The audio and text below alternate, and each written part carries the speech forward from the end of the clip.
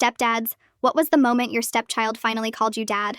We weren't planning on staying past 6 months, but Marcus stopped eating the day his mother told him I was moving in. He was 9 years old, small for his age, with eyes that tracked every move I made like I was something dangerous. His sister Lily was 6, quieter, always carrying a worn library book she never actually read, just held it against her chest like a shield.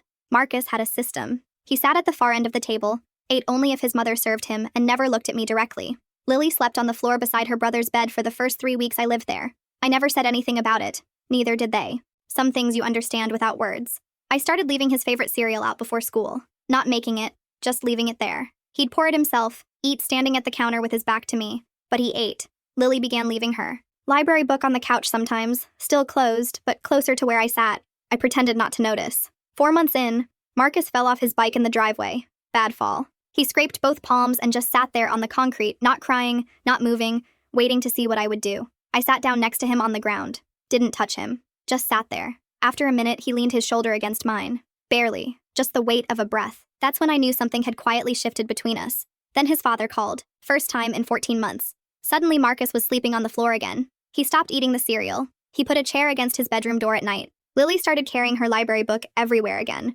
pressed tight against her chest. Every wall was back. I felt it like a door slamming in a cold house. I didn't push. I just kept showing up. Made breakfast every morning. Fixed the bike wheel without asking. 3 weeks later, Marcus slid a folded paper across the table without looking up. It was a drawing. 2 figures on bikes, one big, one small. Underneath, in his handwriting, it said us. Lily looked up from her library book and smiled for the first time in weeks.